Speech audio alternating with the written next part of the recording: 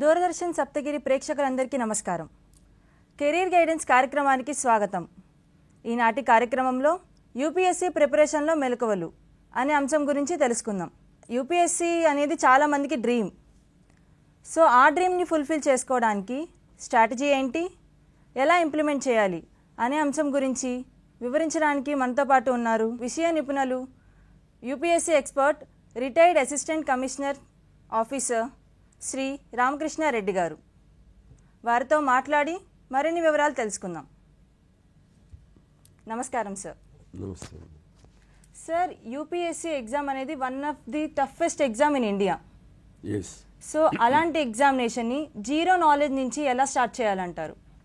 Yes so UPSC civil services examination అనేటటువంటిది భారతదేశంలో ఒక టఫెస్ట్ ఎగ్జామినేషన్. సో ఈ ఎగ్జామినేషన్కి ప్రిపేర్ కావాలి అంటే మనకు కొంత బ్యాక్గ్రౌండ్ వర్క్ అనేది చాలా అవసరం. ఈ బ్యాక్గ్రౌండ్ వర్క్లో మనం జీరో లెవెల్ నుంచి స్టార్ట్ చేయాలి అంటే మనం ప్రధానంగా కాన్సన్ట్రేట్ చేయాల్సినటువంటి అంశాలు ఏమిటంటే, ముందు ఎగ్జామ్ సిలబస్ దాని ప్యాటర్న్ మీద ఒక సరైన అవగాహన అనేది చాలా అవసరం. రెండవ పాయింట్, ఈ ఎగ్జామ్ సిలబస్లో ఉన్నటువంటి టాపిక్స్ ప్రకారము మనము ప్రిపరేషన్ ఏ విధంగా సాగించాలి, ఎక్కడ స్టార్ట్ చేయాలి అనేది రెండవ అంశం. మూడవ అంశం, ఈ ఎగ్జామినేషన్కి మనం ప్రిపేర్ అయ్యేటప్పుడు ఏ బుక్స్ మనం ప్రిపేర్ కావాలి, ఏ పుస్తకాలు మనం రిఫర్ చేయాలి. రెండవది, ఆ విధంగా పుస్తకాలు రిఫర్ చేస్తూ మనం ఏం చేయాలి, ఎలా మనము నోట్స్ ప్రిపేర్ చేసుకోవాలి, ఆ నోట్స్ ప్రిపేర్ చేసుకునే దాన్ని కాన్సెప్ట్ రూపంలోకి మనం ఏ విధంగా జిస్ట్ తయారు చేసుకోవాలి అనేటటువంటిది ఎగ్జామ్ ప్యాటర్న్ మీద ఆధారపడి ఉంటుంది. ఇక మూడవ అంశము, ఈ సివిల్ సర్వీసెస్ ఎగ్జామినేషన్ మనము క్లియర్ చేయాలంటే లేదా క్రాక్ చేయాలంటే మన ఫైనల్ గోల్ అయినటువంటి ఐఏఎస్ లేదా ఐపీఎస్ లేదా ఐఎఫ్ఎస్ లేదా other central services or group B సర్వీసెస్లో మనం సెలెక్ట్ కావాలంటే మనకు వచ్చినటువంటి మార్కుల ప్రకారము మనకు పోస్టింగ్ అనేది వస్తుంది. ఈ పోస్టింగ్ని ఏమి డిసైడ్ చేస్తుంది అంటే, మనము మెయిన్స్లో స్కోర్ చేసినటువంటి మార్క్స్ ప్లస్ మన పర్సనాలిటీ టెస్ట్లో మనం స్కోర్ చేసినటువంటి 2 మార్కుల్ని కలిపి మన ఫైనల్ ర్యాంక్ అనేది ఫైనల్ అవుతుంది. ఆ ర్యాంక్ ప్రకారము మనకు కావలసినటువంటి మనం ఏమైతే కోరుకున్నామో ఆ పోస్టుకి తగిన మార్కులు వస్తే అప్పుడు మనము ఈ సివిల్ సర్వీసెస్ ఎగ్జామినేషన్ని మన యాస్పిరేషన్ని లేదా మన గోల్ని మనము రీచ్ అయినట్లు లెక్క. సో దీంట్లో జీరో లెవెల్ నుంచి ఏ విధంగా మనం ప్రిపేర్ కావాలి అని అంటే, ఆఫ్టర్ గ్రాడ్యుయేషన్ యాక్చువల్గా 12th క్లాస్ కంప్లీట్ అయిన తర్వాత, దట్ మీన్స్ మనకు 2 రకాలు, సిబిఎస్ఈ సిలబస్ ప్రకారము 12th క్లాస్, అలాగే సెంట్రల్ సిలబస్ ప్రకారము 12th క్లాస్, అలాగే మన స్టేట్ ఎడ్యుకేషన్ సిస్టంలో 10th తర్వాత ఇంటర్మీడియట్ అయిపోయిన తర్వాత మనము డిగ్రీకి ఎంటర్ అవుతాం. ఆ డిగ్రీకి ఎంటర్ అయ్యేటువంటి సందర్భంలో ఈ సివిల్ సర్వీసెస్ గురించి పూర్తి అవగాహన తెచ్చుకొని ఆ అవగాహన ప్రకారం మనం కానీ ప్రిపరేషన్ స్టార్ట్ చేసినట్లయితే డిగ్రీ 3 years కంప్లీట్ అయిపోయే వరకు మనకు ఒక బేసిక్ నాలెడ్జి వస్తుంది. ఆ బేసిక్ నాలెడ్జి ప్రకారము ఆఫ్టర్ ది డిగ్రీ మనకు అప్పటికి 21 years కంప్లీట్ అవుతాయి. 21 years కంప్లీట్ అయిన తర్వాత మనం ఎగ్జామినేషన్ కూర్చోవడానికి ఎలిజిబిలిటీ వస్తుంది. సో నేను చెప్పేటటువంటి మన యాస్పిరెంట్స్కి అందరికీ ఫస్ట్ థింగ్ ఏమిటంటే, ఇంటర్మీడియట్ అయిపోయిన తర్వాత డిగ్రీ స్టార్ట్ చేసినటువంటి మొదటి సంవత్సరము నుండి సివిల్ సర్వీసెస్ యొక్క ఎగ్జామ్ పట్ల ప్రేరణ, ఆసక్తి కలిగి ఉండి దానికి కావలసినటువంటి గైడెన్స్ తీసుకుంటూ మనము కానీ స్టార్ట్ చేసినట్లయితే అప్పుడు మనకు వితిన్ 22-23 years ఏజ్లోపే మనము ఫైనల్ సెలెక్షన్ తీసుకోవచ్చు. దీనికి ఏమిటి కావలసినటువంటి ప్యాటర్న్ ఏమిటి, మనకు కావలసినటువంటి ఇన్ఫర్మేషన్ ఏమిటి, ఏ విధంగా దీన్ని మనము ఇన్ఫర్మేషన్ తీసుకుంటాం. సో మన కాలేజెస్లో మనకంతా కూడా అకాడమిక్ ఓరియంటేషన్ ఉంటుంది. ప్రధానంగా ఈ అకాడమిక్ ఓరియంటేషన్లో సివిల్ సర్వీసెస్ని మనం కానీ క్లియర్ చేయాలి అనుకున్నప్పుడు మనకి హ్యుమానిటీ సబ్జెక్ట్ అయినటువంటి social sciences, that means political science, public administration, history, sociology, geography, economics, ఈ ప్రధానంగా ఈ 5 స్ట్రీమ్స్లో ఉన్నటువంటి మేజర్ సిలబస్ అంతా కూడా మనకు సివిల్ సర్వీసెస్లో కవర్ అవుతుంది.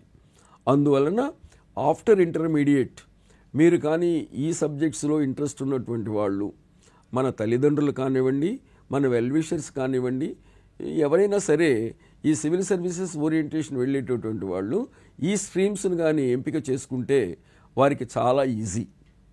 రెండవది any subject, so doesn't matter, BiPC తీసుకోవచ్చు అంటే బీఎస్సీ తీసుకోవచ్చు, బీఎస్సీలో మనకి BZC or MPC or statistics, whatever that subjects మీరు కంప్లీట్ చేసే ముందు కూడా మనకు సివిల్ సర్వీసెస్కి ఏ విధమైన సిలబస్ ఉపయోగకరంగా ఉంటుంది, ఆ ఉపయోగకరంగా ఉన్నటువంటి సిలబస్ మీద మనం దృష్టి కేంద్రీకరిస్తే మనకు బేసిక్స్ అనేవి వస్తాయి. అందువల్ల ఫస్ట్ స్టెప్ ఏమిటి, మన డిగ్రీ ఫస్ట్ ఇయర్ నుంచి ఒకవేళ మీరు బీఎస్సీ తీసుకున్నప్పుడు ఈ అదర్ సబ్జెక్ట్స్ అయినటువంటి history, sociology, economy, polity, then history, art and culture, geography, ఈ సబ్జెక్ట్స్ మీద బేసిక్స్ మనము స్టార్ట్ చేయాలి. సో ఈ బేసిక్స్ స్టార్ట్ చేయాలంటే 2 పద్ధతులు. ఒకటి మన స్టేట్ సిలబస్లో 6th to 10th క్లాస్ వరకు ఉన్నటువంటి సిలబస్ ఒక ప్రామాణికము. రెండవది ప్రధానంగా ఎంటైర్ మన ఇండియాలో almost all civil services aspirants వాళ్ళు స్టార్ట్ చేసేటువంటి ప్రిపరేషన్ ఎక్కడి నుంచి అంటే ఎన్సీఆర్టీ బేసిక్స్ నుంచి స్టార్ట్ చేస్తారు. సో ఎన్సీఆర్టీ బేసిక్స్ అంటే 6th to 12th, సో 6వ తరగతి నుంచి 12వ తరగతి మధ్య ఎన్సీఆర్టీ బుక్స్. ఏమి బుక్స్ ఉన్నాయి ఇందులో, హిస్టరీ బుక్స్ ఉన్నాయి, పాలిటీ బుక్స్ ఉన్నాయి, అలాగే జోగ్రఫీ ఉన్నాయి, ఎకనామిక్స్ ఉంది, సైన్స్ ఉంది, ఎన్వైరన్మెంటల్ స్టడీస్ ఉంది. సో ఇవన్నీ కూడా బేసిక్స్ బుక్స్. కానీ మనము 3 yearsలో డిగ్రీతో పాటు మనం కంప్లీట్ చేసుకున్నట్లయితే మనకు బేసిక్ నాలెడ్జీ ఏర్పాటు అవుతుంది. సో బేసిక్ నాలెడ్జీ అంటే ఏమిటండి, ఒకటి కాన్సెప్ట్. సో కాన్సెప్ట్ క్లారిటీ మీద మనకు క్లియర్ అవగాహన వస్తే ఆ కాన్సెప్టే ప్రిలిమినరీ ఎగ్జామినేషన్లో, మెయిన్ ఎగ్జామినేషన్లో, ఇంటర్వ్యూలో కూడా ఆ బేసిక్ నాలెడ్జీకి సంబంధించిన ప్రశ్నలు వస్తాయి మనకు. సో ఈ ప్రశ్నలు మనము బాగా అవగాహన చేసుకోవాలి అంటే ప్రధానంగా ఈ బేసిక్ కాన్సెప్ట్స్ మనకి తెలిసి ఉండాలి. దీన్ని ఏమంటాము, understanding of the basics. So first ఇయర్లో మనకు అండర్స్టాండింగ్ అవుతూ ఉంటాయి. అలా లేదు, మేము డిగ్రీ అయిపోయిన తర్వాత ప్రిపేర్ కావాలనుకున్నటువంటి వాళ్ళకు కూడా ఒక పర్టికులర్ టైం ఉంటుంది. ఎలా టైం ఉంటుందో మనకు, రూరల్ ఏరియా కానివ్వండి, అర్బన్ ఏరియా కానివ్వండి, యూపీఎస్సీ నోటిఫికేషన్ ప్రతి సంవత్సరము ఫిబ్రవరి మాసంలో వస్తుంది. సో బై మార్చ్ ఎండింగ్కి మనకి అప్లికేషన్ డేట్ ఎండ్ అవుతుంది. So most probably in the month of May or జూన్లో ప్రిలిమినరీ ఉంటుంది. అక్టోబర్ లేదా September end or October first week మధ్యలో మెయిన్స్ ఉంటుంది. ఈ రిజల్ట్స్ మరలా మనకి ఏప్రిల్లో ఉంటాయి. ఏప్రిల్ తర్వాత మనకి ఇంటర్వ్యూస్ కమెంట్స్ అవుతాయి. So June ending or July first week కల్లా కూడా మన రిజల్ట్స్ వచ్చేస్తాయి. కాబట్టి this is a particular approach. And ఈ విధానము ప్రిపేర్ కావాలంటే మన ప్రిపరేషన్ డిగ్రీ కంప్లీట్ అయిన తర్వాత మినిమం 1 year ప్రిపరేషన్ ఉండాలి మనకు. లేదు నేను డిగ్రీ మొదటి సంవత్సరం నుంచే ప్రిపేర్ అవ్వాలనుకున్నటువంటి వారికి ఈ బేసిక్స్ మీద సంపూర్ణమైనటువంటి అవగాహన పెంపొందించుకోవాలి. అప్పుడు కానీ మనము సివిల్ సర్వీసెస్ని మన గోల్ని మనము రీచ్ కాలేము. సో రెండవ అంశం, ఇవి చదువుతూ ప్రధానమైనటువంటి అంశం ఏమిటంటే మనకి న్యూస్ పేపర్ రీడింగ్ అవసరం. సో మనకి న్యూస్ పేపర్స్ ఏమున్నాయి ప్రధానంగా, సో ఇంగ్లీష్ న్యూస్ పేపర్స్ అయినటువంటి హిందూ పేపర్, ఇండియన్ ఎక్స్ప్రెస్, అలాగే మనకి మరొక సెట్ ఆఫ్ మ్యాగజైన్స్ ఉన్నాయి. అవేమిటాయంటే యోజన, కురుక్షేత్ర, అలాగే మనకు ఫ్రంట్ లైన్ హిందూ పబ్లికేషన్స్ వాళ్ళ ఫ్రంట్ లైన్ మ్యాగజైన్స్ కూడా ఉన్నాయి. ఇవన్నీ మనము రిఫర్ చేస్తూ గ్రాడ్యువల్గా మంత్ బై మంత్ అలాగే ఇయర్ బై ఇయర్ మన ప్రోగ్రెస్ కానీ మనము రిజిస్టర్ చేసుకున్నట్లయితే ఫైనల్గా మన ఎగ్జామినేషన్కి సూటబిలిటీని సంపాదిస్తాం. సో అప్పుడు ఈ యూపీఎస్సీ సిలబస్లో ఉన్నటువంటి బేసిక్స్ అన్నీ కూడా పూర్తి చేయగలుగుతాము. వన్స్ బేసిక్స్ అన్నీ కంప్లీట్గా అండర్స్టాండింగ్ వచ్చిన తర్వాత రెండవ అంశం ఏమిటంటే writing part. So the entire success of the UPSC is completely based on your writing practice. So writing అనేది లేకపోతే మెయిన్స్ క్లియర్ కాదు. సో మెయిన్స్ క్లియర్ కావాలంటే మనకి ఏమిటి ఉండాలి? రైటింగ్ ఉండాలి. ఈ రైటింగ్ మనం ఎప్పటి నుంచి నేర్చుకోవాలి? Right from the first preliminary stage నుండి మనం రైటింగ్ ప్రాక్టీస్ని స్టార్ట్ చేయాలి. అప్పుడు మనకు రైటింగ్ మీద కూడా ఒక క్లియర్ కమాండ్ అనేది వస్తుంది. సో రైటింగ్ అంటే నీట్ అండ్ ఎలిజిబుల్ రైటింగ్తో పాటు so clear understanding of the concept and వాటి యొక్క ప్రధానమైనటువంటి అప్లికేషన్ మీద మనము రైటింగ్ దృష్టి పెట్టాలి. ఈ విధంగా మనము 0 లెవెల్ నుంచి కాన్సన్ట్రేట్ చేస్తే సివిల్ సర్వీసెస్ అనేది it is not a dream, it will definitely realized by yourself. 60 to 70% clear చేసిన వాళ్ళందరూ కూడా గ్రామీణ ప్రాంతం నుంచి వస్తున్నటువంటి యాస్పిరెంట్సే. అందుకని చాలామందికి ఒక అపోహ ఏమిటంటే మనము ఐఏఎస్ రావాలి అంటే కేవలము పట్టణాల్లో, కేవలము ప్రైవేట్ కాలేజెస్లో, కేవలము కోచింగ్ సెంటర్స్ మీద మాత్రమే ఆధారపడితే వస్తాయి అనేటువంటిది చాలామందికి అపోహ. ఇది కరెక్ట్ కాదు. మనము గ్రామీణ ప్రాంతం వారైనప్పటికీ మనకు కావలసినటువంటి బేసిక్ థింగ్స్ నేను చెప్పిన విధంగా 1 పరీక్ష మీద అవగాహన, 2 సిలబస్ మీద పట్టు, 3 మనము చదివేటటువంటి పుస్తకాలు స్టాండర్డ్ బుక్స్ మనం చదవాలి. ఆ స్టాండర్డ్ బుక్స్ కానీ మనం చదవని పక్షంలో మనకున్నటువంటి కాన్సెప్ట్ నాలెడ్జి అప్లికేషన్లోకి మనం తీసుకురాలేము. అందువలన ఈ 2 పాయింట్లు కానీ మనము మైండ్లో పెట్టుకుంటే మనము డెఫినెట్గా రూరల్ ఏరియా నుంచి వచ్చినా లేదా అర్బన్ ఏరియా నుంచి వచ్చినా మనము డెఫినెట్గా we can clear the IAS. ఇక రెండవది నేను చెప్పినట్లు మేడం గారు అడిగినటువంటి ప్రశ్నకి సమాధానం ఏమిటంటే it is the toughest exam, no doubt. ఎందుకంటే ప్రపంచ దేశాల్లో ఇంత కఠినమైనటువంటి పరీక్ష విధానం ఎక్కడ లేదు. ఇది 3 స్టేజెస్లో ఉంటుంది. ఒకటి నేను మీకు వయసు చెప్తాను. మనము ప్రిపేర్ కావాలి అంటే ఎగ్జామ్కి అటెంప్ట్ చేయాలంటే మన వయసు ముఖ్యంగా మనము అపీర్ అయ్యేటటువంటి సంవత్సరానికి 21 years నిండి ఉండాలి. సో జనరల్ కేటగిరీ వాళ్లకు 32 years కంప్లీట్ అయి ఉండకూడదు. 21 years నుంచి 32 years మధ్య మీరు 6 attempts మీరు అటెంప్ట్ చేయవచ్చు జనరల్ కేటగిరీ. ఇక రెండవది ఓబీసీ కేటగిరీ 32 నుంచి 3 years మీకు ఏజ్ రిలాక్సేషన్ ఉంటుంది. 35 years లోపు 9 attempts చేయవచ్చు. అలాగే ఎస్సీ ఎస్టీ కూడా ఏజ్ రిలాక్సేషన్ ఉంటుంది.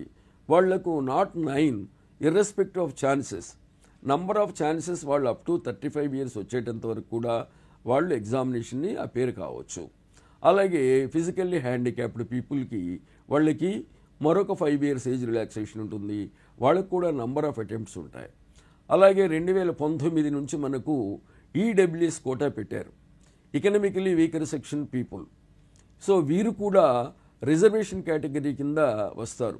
వీరికి 10% రిజర్వేషన్ ఉన్నది. సో జనరల్గా మనకు ఎస్సీ రిజర్వేషన్ కోటా ఎంత? 15%. ఎస్టీ రిజర్వేషన్ కోటా ఎంత? 7.5%. సో మన ఓబీసీ కోటా ఎంత? 27%. మన ఈడబ్ల్యూఎస్ కోటా ఎంత? 10%. ఈ 10%లో నో ఏజ్ రిలాక్సేషన్, ఏజ్ రిలాక్సేషన్తో పాటు మనకు 9 attempts కూడా మనకి ఈడబ్ల్యూఎస్ కోటాలో ఇవ్వడం జరిగింది. అందువలన మీరు వర్రీ కావాల్సినటువంటి పని లేదు. నాకు వయసు దాటిపోతుంది, నేను పరీక్ష రాయలేకపోతున్నాను అనేటటువంటి ఒక అపోహను తొలగించి ఎవరైతే సివిల్ సర్వీసెస్ మీద ఫోకస్ చేస్తారో వాళ్ళు డెఫినెట్గా సివిల్ సర్వీసెస్ని క్లియర్ చేయవచ్చు, వారు అనుకున్నటువంటి కళను నెరవేర్చుకోవచ్చు. చాలా చక్కగా చెప్పారు సార్.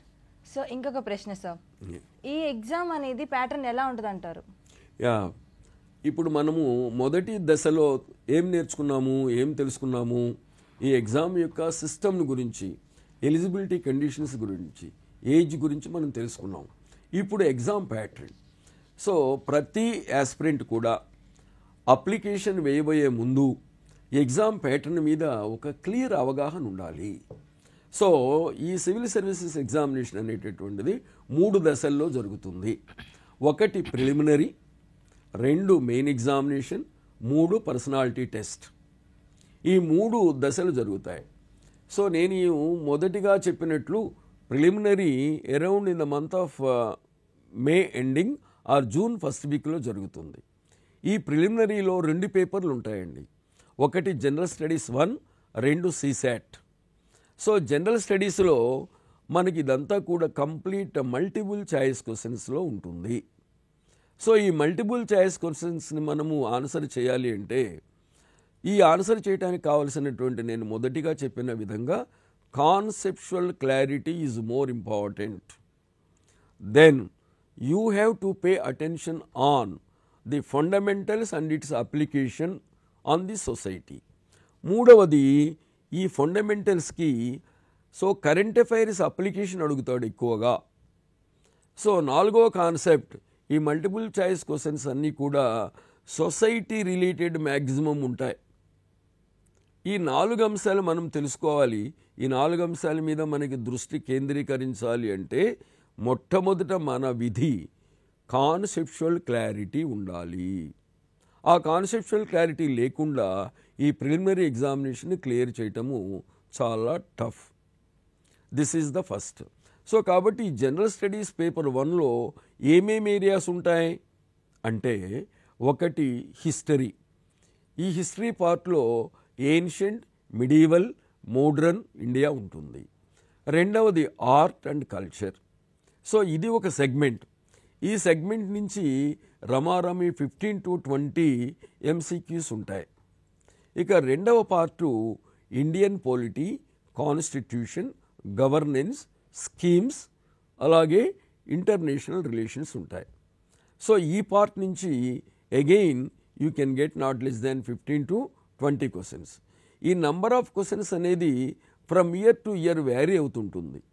సో కొన్నిసార్లు 15 ఉంటాయి, కొన్నిసార్లు 13 ఉంటాయి, కొన్నిసార్లు 17 ఉంటాయి, కొన్నిసార్లు 22 ఉంటాయి. అలా మ్యాక్సిమం 20 క్వశ్చన్స్ ఉంటాయి ఈ సెగ్మెంట్లో. ఇక 3rd సెగ్మెంట్ మనకి ముఖ్యమైన సెగ్మెంట్ ఏమిటంటే జోగ్రఫీ. ఈ జోగ్రఫీలో సో మనకి బేసిక్స్ రావాలి. ఈ జోగ్రఫీని మనం చదవాలనుకున్నప్పుడు నేను మొదటగా మీకు చెప్పినప్పుడు NCERT బుక్స్లో 6th to 12th క్లాస్ అన్నీ చెప్పాను. కానీ జాగ్రఫీకి మాత్రము you can read only 11th and 12th NCERT books are more than enough. కాబట్టి ఇవి మీకు బేసిక్స్ ఏర్పాటు అవుతాయి. ఇందులో కొన్నిసార్లు మినిమం 6 క్వశ్చన్స్ వస్తాయి, మ్యాక్సిమం 10 రావచ్చు, లేదా 12 రావచ్చు. ఇక next dimension is economy, Indian economy. ఈ ఇండియన్ ఎకానమీ చాలా toughest and actual current application మీద ఎక్కువ ఉంటాయి. ఈ కరెంట్ అప్లికేషన్ అంటే ముందు మనం బేసిక్స్ వస్తే కానీ కరెంట్ అప్లికేషన్ రాదు. సో బేసిక్స్ అంటే ఏమిటి, మనకు 9th, 10th, 11th, 12th economics మనం కానీ చదివినట్లయితే ఆ బేసిక్స్ మనకు ఏర్పాటు అవుతాయి. ఇందులో బేసిక్స్ అంటే ఏమిటంటే GDP, gross domestic product, then GVA, gross value edition, national income, ఇవి బేసిక్స్ని మనం తీసుకోవచ్చు. అలాగే budget making process, budget enactment, what are the resources for the budget, how the budget is prepared అనేటటువంటి బేసిక్స్ అన్నీ కూడా ఎకానమీ పార్ట్లోకి వస్తాయి. అలాగే మన బ్యాంకింగ్ సెక్టర్, ఈ బ్యాంకింగ్ సెక్టర్లో ఉన్నటువంటి ఆల్ సిస్టమ్స్ మనకి బేసిక్స్ మీద వస్తాయి. అవి చదువుకొని వాటి బేసిక్స్ మీద మనము కరెంట్ అప్లికేషన్ చదవాలి అంటే ప్రతి సంవత్సరము మన యూనియన్ ప్రభుత్వము బడ్జెట్ ప్రవేశపెట్టబోయే ముందు ఎకనామిక్ సర్వే అనేటువంటి దాన్ని ప్రవేశపెడుతుంది బడ్జెట్కి 1 day బిఫోర్. సో దాని తదుపరి మనకి బడ్జెట్ అనేది ప్రవేశపెడుతుంది ఫినాన్స్ మినిస్ట్రీ. సో ఈ బడ్జెట్ రిలేటెడ్ కాన్స్టిట్యూషనల్ ప్రొవిజన్స్ ఏమైనా ఉన్నాయా, అప్పుడు దిస్ బడ్జెట్ రిలేటెడ్ కాన్స్టిట్యూషనల్ ప్రొవిజన్స్ని మనము ఎక్కడ రిఫర్ చేసుకోవాలి, మన ఇండియన్ పాలిటీ కాన్స్టిట్యూషన్లో నుండి ప్రొవిజన్స్ని మనము రిఫర్ చేసుకోవాలి. అందువలన బేసిక్స్తో పాటు కరెంట్ అప్లికేషన్ అనేటటువంటిది ఈ ఎకానమీ పార్ట్లో చాలా ముఖ్యమైనటువంటిది. ఇది ఎకానమీ. దీంట్లో most probably minimum 10 questions, maximum 15 questions ఉంటాయి MCQs. దీని తర్వాత టాప్ మోస్ట్ ప్రయారిటీ ఇప్పుడు గత 5 సంవత్సరాల నుంచి ఇవ్వబడుతున్నటువంటి ట్రెండ్ ఏమిటంటే environment, ecology, biodiversity, science and technology. ఈ సెగ్మెంట్ మీద మినిమం 16, మ్యాక్సిమం 18 క్వశ్చన్స్ ఇవ్వబడుతుంది. ఆ బ్యాక్డ్రాప్లో మనం ఇదంతా కూడా బేసిక్స్ అయినటువంటి ఎన్సీఆర్టీ సైన్స్ మనం ఆల్రెడీ చదివి ఉన్నట్లయితే ఆ బేసిక్స్ పాయింట్స్ మీద కరెంట్ నాలెడ్జ్ని మనము అప్లై చేస్తాము. ఈ అప్లై చేసే సందర్భంలో ఈ ఎన్వైరన్మెంటల్ లాస్, అలాగే బయోడైవర్సిటీకి చెందినటువంటి హాట్స్పాట్స్ ఎక్కడున్నాయి భారతదేశంలో, దీని ప్రభావం ఏమిటి, క్లైమేట్ చేంజ్ ఏమిటి, మనకి COP28 జరిగాయి ఇప్పటిదాకా. ప్రతి సంవత్సరము conference of parties United Nations organization framework కింద ఇవి కండక్ట్ చేస్తున్నాయి. దీనికి సంబంధించిన డేటా అంతా కూడా మనం ఏ విధంగా కలెక్ట్ చేసుకోవాలి, ఆ డేటాని కాన్సెప్ట్స్కి ఏ విధంగా లింకప్ చేయాలి అని కానీ మనము చేసినట్లయితే ఆ 18 క్వశ్చన్స్ని మ్యాక్సిమం మనం ఆన్సర్ చేయగలుగుతానికి అవకాశం ఉంటుంది. ఇది కాక సైన్స్. ఈ సైన్స్ అనేది బేసిక్స్ మీద ఉంటాయి. లైక్ యువర్ ఫిజిక్స్, కెమిస్ట్రీ, అలాగే బోటనీ, జువాలజీ. మనకి బోటనీ, జువాలజీలో మ్యాక్సిమం మనం తీసుకునేది ఏమిటంటే టాక్సానమీ మీద బాగా ఎక్కువ ప్రశ్నలు రావడానికి ప్రశ్న స్కోప్ ఉంది. అలాగే జువాలజీ పార్ట్కి వచ్చేవరకు let us concentrate more on the human physiology. ఈ హ్యూమన్ ఫిజియాలజీలో మన హ్యూమన్ ఎనాటమీ మీద వచ్చేటటువంటి కొన్ని ప్రశ్నలు ఉంటాయి.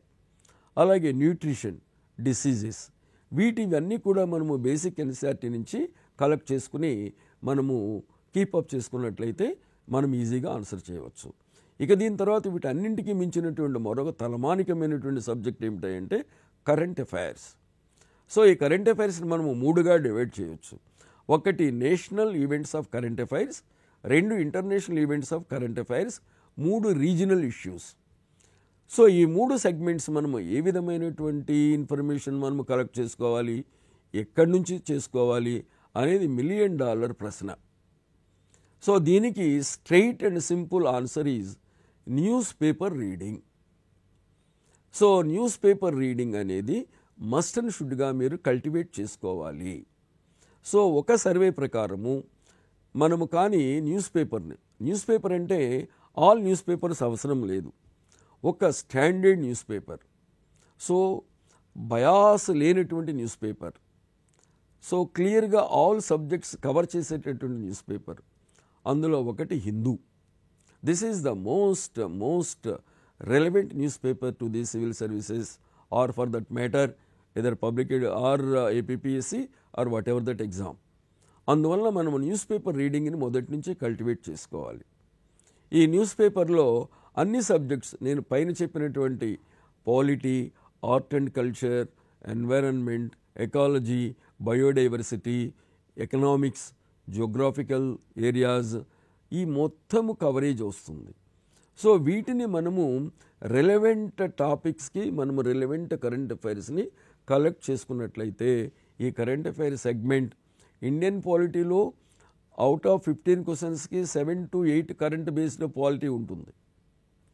అలాగే మీ ఆర్ట్ అండ్ కల్చర్లో మినిమం 4లో 2 క్వశ్చన్లు current based art and culture ఉంటాయి. మీ జోగ్రఫీలో current based minimum 2 to 3 questions ఉంటాయి. మీ ఎకానమీలో 50 క్వశ్చన్స్లో minimum 10 questions current based economy ఉంటుంది. మీ ఎన్వైరన్మెంట్, ఎకాలజీ, బయోడైవర్సిటీ ఇందులో మిగిలిన 18 క్వశ్చన్స్లో almost all 18 questions current based questions ఉంటాయి. మీ science and technology, space, agriculture, your biotechnology, whatever that current science, ఈ కరెంట్ సైన్స్ అంతా కూడా newspaper related questions as it ఈస్గా ఉంటాయి. అందువలన కరెంట్ అఫైర్స్ అనేది it is inevitable segment for the success of prelims as well as mains and also including to clear your interview also. అందుకని మనకు ఈ current affairs మీద చాలా grip రావాలి. నేను మొదటగా చెప్పినట్లు 70% of syllabus will be covered from this Hindu paper only. మీరు ఒక పొలిటికల్ సైన్స్ ఆప్షనల్గా తీసుకుంటే, లేదా ఒక సోషియాలజీ ఆప్షనల్గా తీసుకుంటే, లేదా ఒక ఆంథ్రోపాలజీ ఆప్షనల్గా తీసుకుంటే, సెకండ్ పేపర్ అన్నీ కూడా ఈ ఆప్షనల్స్లో మొత్తము Hindu paper based current affairs. అలాగే మీరు పబ్లిక్ అడ్మినిస్ట్రేషన్ తీసుకుంటే ఎంటైర్ అడ్మినిస్ట్రేటివ్ సిస్టమ్ అంతా కూడా కరెంట్ బేస్డ్ మీద ఆధారపడి ఉంటుంది. అందువలన మనము right from the first phase means మన ప్రిలిమినరీ స్థాయి నుంచి ఈ హిందూ పేపర్తో పాటు కొన్ని ఇన్నోవేటబుల్ మ్యాగజైన్స్ ఉన్నాయి, మనము రిఫర్ చేయవలసినటువంటి మ్యాగజైన్స్. ఏమిటి ఆ మ్యాగజైన్స్ అంటే నేను మీకు చెప్తా. ఒకటి యోజన, సో 2 కురుక్షేత్ర. యోజన అనేటటువంటిది top most professors, retired IAS officers, retired academicians ద్వారా కరెంట్ రిలేటెడ్ టాపిక్స్ మీద కొన్ని ఆర్టికల్స్ ఇవ్వబడతాయి. ఇది ఏ ప్రైవేట్ సంస్థ పబ్లిష్ చేసేది కాదండి, ఇది గవర్నమెంట్ పబ్లికేషన్స్ డివిజన్ వాళ్ళు పబ్లిష్ చేసేది. సో బడ్జెట్ రిలేటెడ్ అంశం అంతా కూడా ఒక 10-12 ఆర్టికల్స్లో ఉంటాయి. ఇది మొత్తం కలిపినా కానీ 25 పేజీల నుంచి 30 పేజీలు ఒక మ్యాగజైన్ ఉంటుంది. ఇది monthly magazine. This is inevitable for all the aspirants. ఇక రెండవ magazine Kurukshetra. So exclusively it deals with the rural development. ఎందుకంటే మన India 70% of the people are completely based on the rural economy. ఇప్పటికీ మనకు 75 ఇయర్స్ ఇండిపెండెన్స్ అయిపోయినప్పటికి కూడా మన భారతదేశ జనాభా 60-70% గ్రామీణ ఆర్థిక వ్యవస్థ మీద ఆధారపడి ఉన్నారు. ఈ గ్రామీణ ఆర్థిక వ్యవస్థను మనం పరిపుష్టం చేయాలి అంటే మనకు గ్రామీణ స్థాయిలో ఎలాంటి ఆర్థిక వ్యవస్థను మనం నెలకొల్పాలి అనేది మన బడ్జెట్లో, మన ఎకనామిక్ సర్వేలో, మన యొక్క ఎక్స్పీరియన్సెస్ అన్నీ కూడా మనకు చెప్తూ ఉన్నాయి. అలాంటి ఏరియాస్ని చాలా కన్సైజ్గా ఆర్టికల్స్ రూపంలో ప్రొవైడ్ చేసేటటువంటిదే కురుక్షేత్ర మ్యాగజైన్. ఇది కూడా పబ్లికేషన్స్ డివిజన్ వాళ్ళు రిలీజ్ చేసేటటువంటి మంత్లీ మ్యాగజైన్. ఈ 2 inevitable magazines for the civil services or for that matter APPSC group 1 or group 2 స్థాయి ఎగ్జామ్స్. ఇక మూడవ అంశం ఏమిటంటే, ఇంకా బాగా మనము స్ట్రాంగ్ ఫౌండేషన్ కావాలి అనుకున్న వాళ్ళు హిందూ పబ్లికేషన్స్ రిలీజ్ చేసేటటువంటి మరొక మ్యాగజైన్ ఫ్రంట్ లైన్. ఇది ఎక్కువగా నేషనల్ ఇష్యూస్ మీద, ఇంటర్నేషనల్ ఇష్యూస్ మీద బ్యాక్గ్రౌండర్ ఇస్తుంటుంది. ఆ బ్యాక్గ్రౌండర్ని మనం తెలుసుకోవాలి అని అనుకున్నప్పుడు మనము అదొక మ్యాగజైన్ కూడా మనము రిఫర్ చేయవలసి ఉంటుంది. ఇది current affair segment. This is GS paper 1. ఇందులో 200 మార్కులు ఉంటాయి, కానీ మనకు ప్రశ్నలు మాత్రం 100 ఉంటాయి. So each question carries 2 marks. Provided negative marking for every wrong answer 1/3 of the mark will be deducted for your wrong answers. అందుకని ఈ పేపరు మన కెరీర్ని డిసైడ్ చేసేటటువంటిది ఈ జిఎస్ పేపర్ 1. ఇక సెకండ్ ప్రిలిమినరీ పేపర్ ఏమిటంటే సిశాట్. సిశాట్ అంటే ఏమిటి? Civil services aptitude test. So ముందు మన యాప్టిట్యూడ్ని టెస్ట్ చేసుకోవాలంటే అందులో 2 సెగ్మెంట్స్ ఉన్నాయి. ఒకటి language proficiency, 2 mathematics background. So ఈ రెండింటి కలయికే CSAT. So you need some sort of a quantitative aptitude methods, basic maths, అలాగే బేసిక్ ఇంగ్లీష్. ఈ ఇంగ్లీష్లో మన ప్రావీణ్యాన్ని టెస్ట్ చేస్తుంది. ఇది only qualifying. It is not going to be counted for your prelim final result. ఇందులో 86 క్వశ్చన్లు ఉంటాయి. ఒక్కొక్క క్వశ్చన్కి 2.5 మార్క్స్ ఉంటాయి. ఇందులో మనము 35 నుంచి 40 క్వశ్చన్స్ మనం ఆన్సర్ చేయగలిగినట్లయితే you are going to be qualified for the mains. So ఈ రకంగా దిస్ ఈజ్ ఫస్ట్ స్టేజ్ అండి.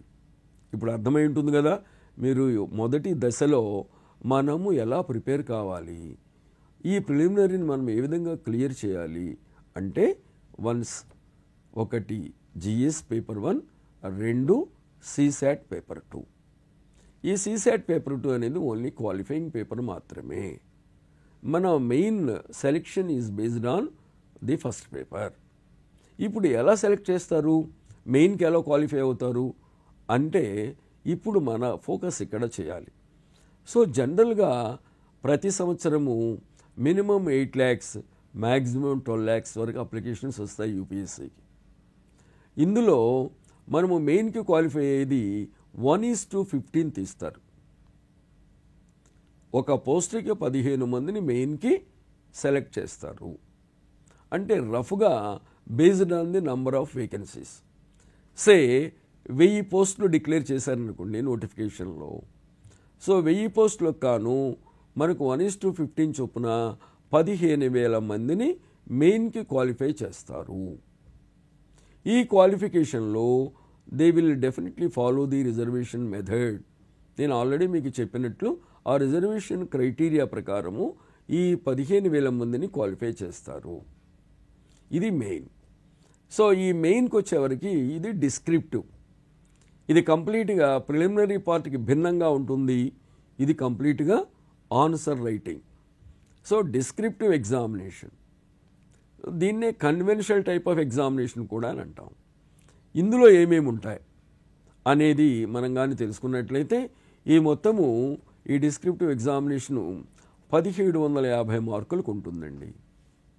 ఈ 1750 మార్కులకి మనము మినిమం 50% స్కోర్ చేయగలిగితే మనము ఇంటర్వ్యూకి క్వాలిఫై కాగలుగుతాము. సో ఇందులో ఏముంటాయి ఇప్పుడు మనం చూద్దాం. సో మొదటిగా దీన్ని ఏమని పిలుస్తాము, జనరల్ స్టడీస్ అంటాం. ఈ జనరల్ స్టడీస్లో పేపర్ 1 ఎస్ఏ ఉంటుంది. ఈ ఎస్ఏ అనేటటువంటిది 2 సెక్షన్స్కి ఉంటాయి. సెక్షన్ ఏలో 3, సెక్షన్ బిలో 3 క్వశ్చన్స్ ఇవ్వబడతాయి. ఒక్కొక్క సెక్షన్ నుంచి ఒక ఎస్ఏ మనం రాయాలి. ఒక్కొక్క ఎస్ఏకి మనకి 125 మార్కులు ఉంటాయండి. సో 2 ఎస్ఏలు కలిపి 250 మార్కులకి ఈ పేపర్. ఇది డిఫరెంట్ సబ్జెక్ట్స్.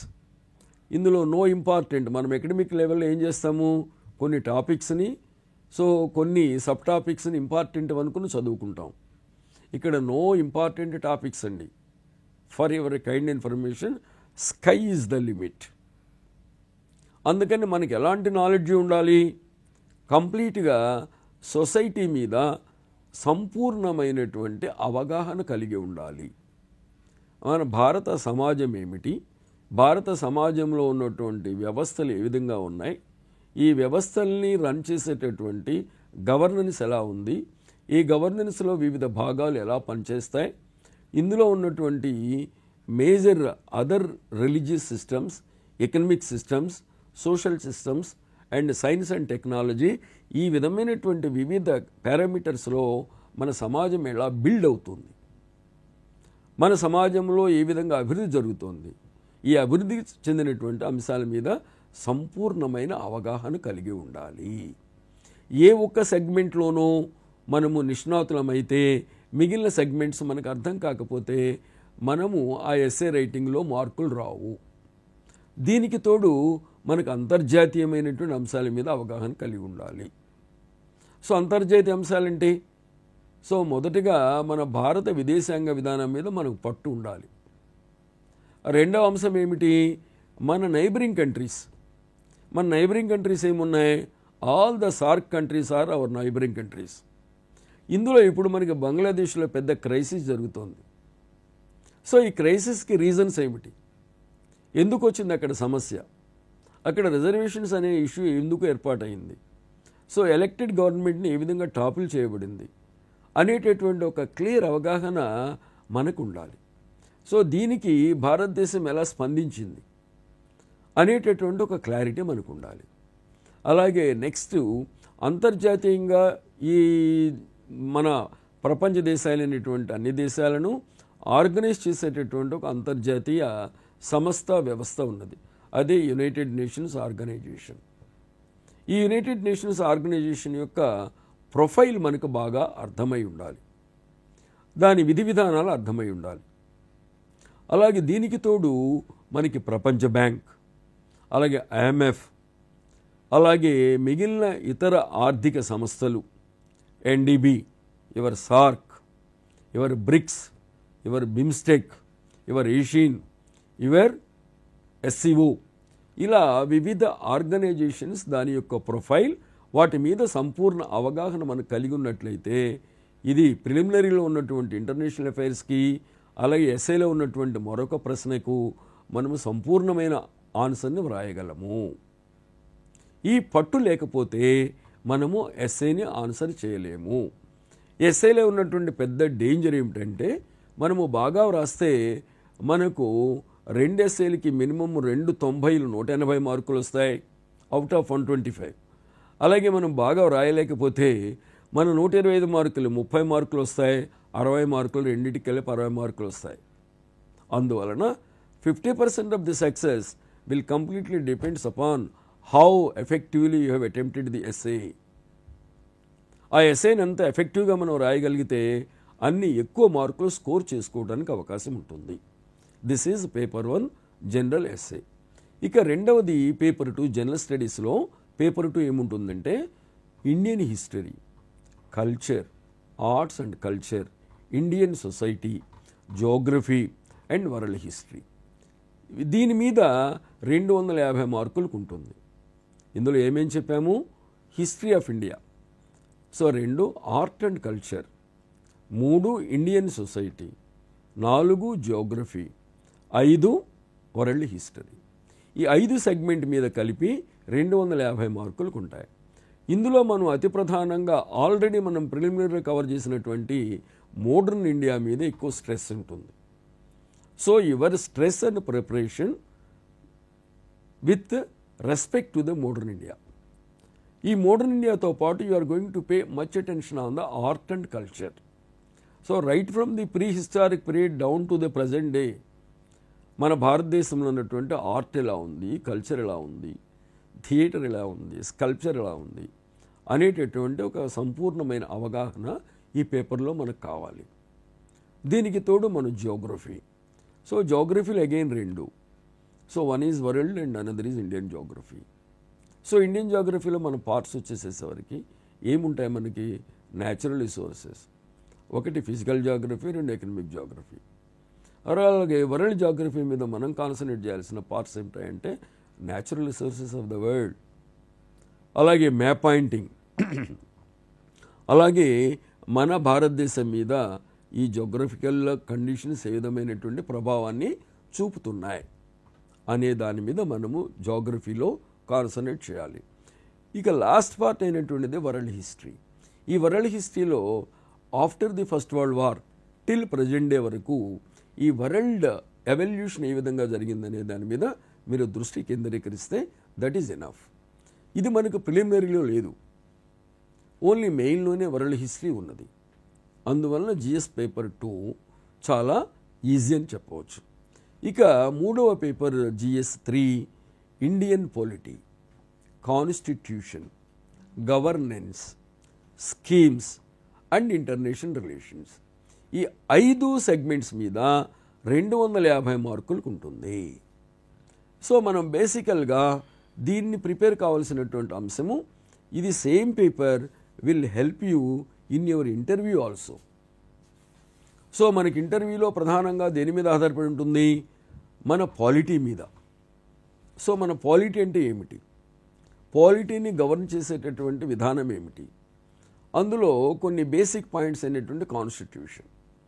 సో ముందు మనకు కాన్స్టిట్యూషన్ మీద అన్ని భాగాల మీద పట్టు ఉండాలి. అన్ని భాగాలంటే ఏమిటి? మనకి 25 భాగాలు ఉన్నాయి రాజ్యాంగంలో. అంటే అన్నింటి మీద మనము బైహార్ట్ చేయమని చెప్పడంలా, but you have clear idea about all the parts of the constitution. అలాగే మనకి మేజర్ పార్ట్స్ అయినటువంటి ఫెడరలిజం, ఈ ఫెడరలిజం మీద ఎక్కువ ప్రశ్నలు రావడానికి అవకాశం ఉంటుంది. అలాగే జ్యుడిషియరీ, అలాగే ఫండమెంటల్ రైట్స్, అలాగే డిపిఎస్పి, అలాగే union executive, then state governance, అలాగే ఎలక్షన్స్. సో ఇప్పుడు మన ప్రజెంట్ టాపిక్ ఏమిటి? మన భారతదేశంలో రన్ అవుతున్న present topic election commission of India, its powers, functions, role and its independence. ఇది ఎలా జరుగుతోంది, దీని ఆవశ్యకత ఏమిటి అనే దాని మీద మనకు పూర్తి అవగాహన ఉండాలి. అలాగే మన parliamentary form of government. Parliamentary form of గవర్నమెంట్లో ప్రధానమైన అంశం ఏమిటి? ఎలక్షన్స్. ఈ ఎలక్షన్స్ని ఎవరు ఏ రకంగా నిర్వహిస్తారు అనేటటువంటి ఒక క్లియర్ ఐడియా మనకు కలిగి ఉండాలి. కాబట్టి ఇది గవర్నెన్స్ పార్ట్ కిందకి మనము తీసుకునే సందర్భంలో రిలేటెడ్ కాన్స్టిట్యూషనల్ ప్రావిజన్స్ ఏ విధంగా దీన్ని ప్రభావితం చేస్తాయి అనేటటువంటి ఒక క్లారిటీ తోటి మనం చదవాలి. ఇది ఒక సెగ్మెంట్. నెక్స్ట్ ఏమిటి? Government schemes. సో బోత్ రాష్ట్ర ప్రభుత్వాలు, యూనియన్ ప్రభుత్వం కూడా ప్రతి సంవత్సరము కొన్ని నూతన స్కీమ్స్ ఇంట్రడ్యూస్ చేస్తాయి. ఆ స్కీమ్స్ ప్రభావం ఏమిటి, వాటి ఉద్దేశం ఏమిటి?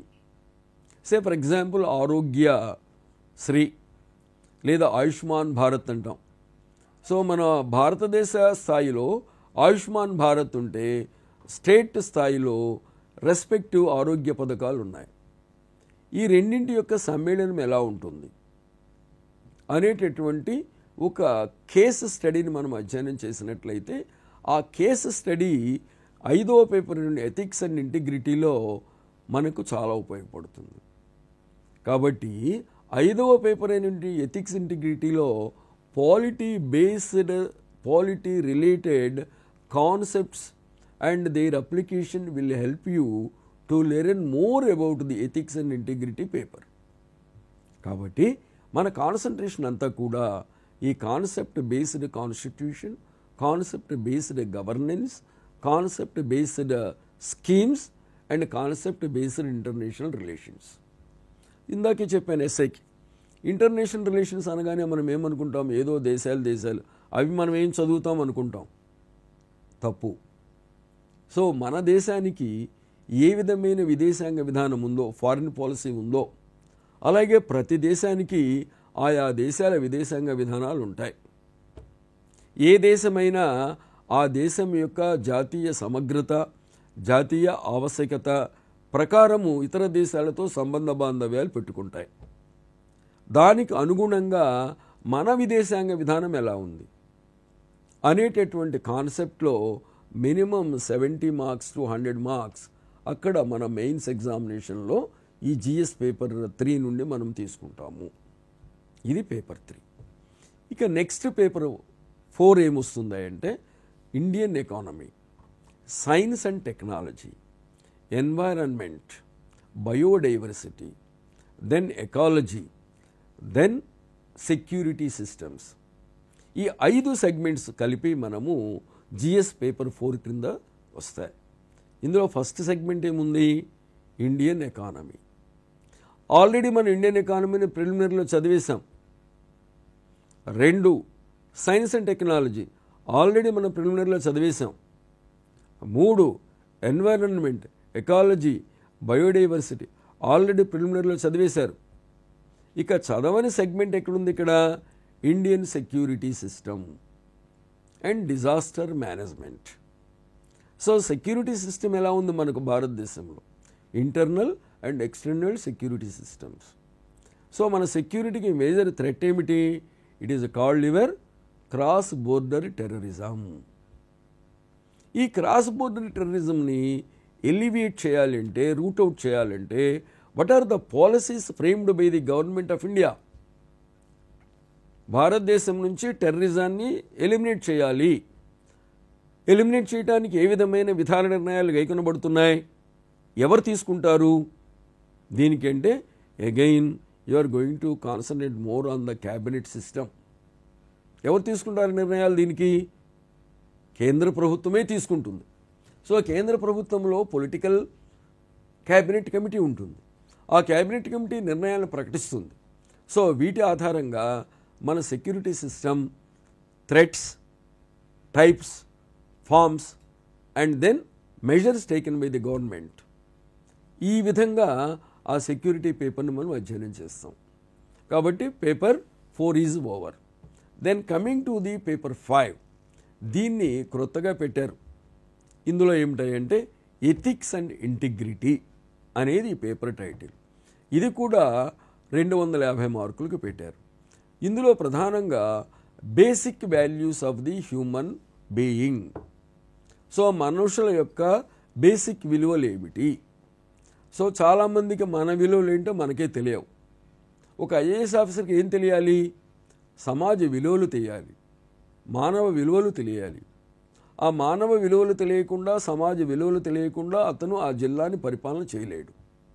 అందుకోసం యూపీఎస్సి నూతనంగా ఎథిక్స్ అండ్ ఇంటిగ్రిటీ పేపర్ని పెట్టింది. ఇది మనకు మెయిన్స్లో 2 ఆప్షన్స్ ఉండేవి. ఒక ఆప్షనల్ తీసివేసి దాని స్థానంలో ఎథిక్స్ అండ్ ఇంటిగ్రిటీ పేపర్ని పెట్టింది. ఇది జనరల్గా sociology, philosophy, psychological based concepts ఇవన్నీ కూడా. ముందు ఎథిక్స్ అంటే ఏమిటి, మోరల్స్ అంటే ఏమిటి, వాల్యూస్ అంటే ఏమిటి, ఫీలింగ్ అంటే ఏమిటి, ఎమోషన్ అంటే ఏమిటి, ప్యాషన్ అంటే ఏమిటి, అలాగే ప్రొబిటీ ఇన్ గవర్నెన్స్ అంటే ఏమిటి, అలాగే how we are going to prepare the administrative reforms. ఈ రిఫార్మ్స్కి సంబంధించినటువంటి డైలీ మన లైఫ్లో ఎదురయ్యేటువంటి కొన్ని సంఘటనలు. సో మనం ఒక రోడ్డు మీద నడుస్తూ ఉంటాం. నడిచే సందర్భంలో ఒక యాక్సిడెంట్ జరుగుతుంది. సో యాక్సిడెంట్ జరిగిన వెంటనే మనం ఎలా రెస్పాండ్ కావాలి? సో జనరల్గా యాక్సిడెంట్ జరిగిన వెంటనే మన సాధారణమైనటువంటి హ్యూమన్ బిహేవియర్ ఎలా ఉంటుంది? అమ్మో యాక్సిడెంట్ జరిగింది కాబట్టి నేను వెళ్ళకూడదు, లేదా నా సెల్లో ఉన్నటువంటి ఆ యాక్సిడెంట్ ఒక ఫోటో తీసి మరొక ఫ్రెండ్కి పంపించటం. మనం చేసే సాధారణ పనులు ఇవే. కానీ మనం ఏం చేయాలి యాక్సిడెంట్ చూసిన వెంటనే? సో ఒక ఆప్షన్ ఏమిటి? You have to call the ambulance. రెండేమిటి? అంబులెన్స్ రాని పక్షంలో ఆ డిసీజ్డ్ పర్సన్కి ఫస్ట్ ఎయిడ్ మనకు చేతనైనంత వరకు ఫస్ట్ ఎయిడ్ చేయడం. ఇక మూడో ఆప్షన్ ఏమిటి? అతను ఇమీడియట్గా దగ్గరలో ఉన్నటువంటి హాస్పిటల్కి తరలించడం. ఈ మూడింటిని కలిపి ఏమంటాం మనము? మానవ విలువలు అంటాం. సో ఎంతమంది మానవులు ఈ మానవ విలువలను అర్థం చేసుకుని, అవగాహన చేసుకుని అప్లై చేస్తున్నారు? కాబట్టి ఇది ఒక విలువ. ఈ విలువ మనకు రావాలంటే మనకేం కావాలి? ఒక ఫీలింగ్ రావాలి. మన ఫీలింగ్ అంటే ఏమిటి? అది ఒక బాధ్యత. ఆ బాధ్యతను మనం నెరవేర్చాలంటే మనము ఇమీడియట్గా ఆ సిచ్యుయేషన్కి అనుగుణంగా స్పందించే భావన నీకు కావాలి. అటువంటి భావనలు అనేకం ఉన్నాయి మన హ్యూమన్ లైఫ్లో. అందుకని చాలామంది అంటుంటారు, అందరూ కలెక్టర్లు, అందరూ డిప్యూటీ కలెక్టర్లు, ఎంఆర్ఓలు, వీళ్ళందరికీ కూడా ముఖ్యమైనటువంటి భావన ఏమిటి అంటే, సో నా అనుభవంలో, నా నాలెడ్జీలో మనము చేసే పరిపాలనకు హ్యూమన్ టచ్ ఇవ్వడం. సో మనము చేసే పరిపాలనకి ఏం కావాలి? Human touch. మనం ఏ నిర్ణయం తీసుకున్నా, ఎలాంటి విధానాన్ని అమలు చేసినా మనము మొదటగా ఆలోచించి నిర్ణయానికి రావడానికి ప్రధాన కారణమైనటువంటి ఈ మానవ సంబంధాలను మనం దృష్టిలో పెట్టుకోవాలి. దాన్ని టచ్ చేస్తూ మనము అమలు చేయాలి, మన విధానాన్ని తయారు చేయాలి. ఈ విషయ సేకరణ అంతా కూడా ఈ 5వ పేపర్లో మనము డిఫరెంట్ సబ్జెక్ట్స్ కింద, డిఫరెంట్ టాపిక్స్ కింద అధ్యయనం చేస్తాము. కాబట్టి ఇది is nothing but not a pre entry training అంటాం. సో మనం ఆల్రెడీ సెలెక్ట్ అయ్యి ఐఏఎస్కి వెళ్ళిన తర్వాత మనకు ప్రభుత్వం ఇచ్చే పోస్ట్ ఎంట్రీ ట్రైనింగ్లు ఇవన్నీ ఉంటాయి. అక్కడికి వెళ్ళబోయే ముందే మనము ప్రీ ఎంట్రీ ట్రైనింగ్లో మన యొక్క విలువల గురించి, మన పరిపాలన సౌలభ్యం కొరకు మనం తీసుకునే నిర్ణయాల ప్రభావం సమాజం మీద ఏ విధంగా ఉంటుందో దానిని ముందుగానే మనం అధ్యయనం చేస్తే మనకు కలిగేటటువంటి ఒక additional advantage to the administration. So కాబట్టి ఈ పేపరు అక్కడ ఉంటుంది. ఇక నెక్స్ట్ మనకి లాంగ్వేజ్ ప్రొఫిషియన్సీని టెస్ట్ చేస్తారండి. అందులో 2 పేపర్స్ ఉంటాయి. ఒకటేమిటి, మనకు రాజ్యాంగంలో ఏ షెడ్యూల్లో భారత భాషలను గుర్తించారు అంటే మనకు 8వ షెడ్యూల్లో 22 భాషలను గుర్తించారు. ఇందులో ప్రధానంగా common lingua franca is your English language. So మొదటిగా మీరు ఇంగ్లీష్ పేపర్ని చదవాలి, వ్రాయాలి.